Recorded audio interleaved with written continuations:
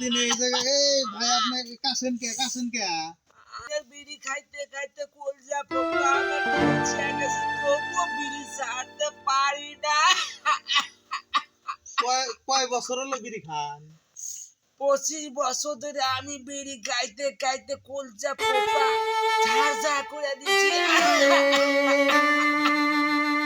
এত বছর হলো বিড়ি খায়। আসসালামু আলাইকুম। হ্যালো গাইস, আপনারা জানেন যে এই সিগারেট অত্যন্ত ক্ষতিকর।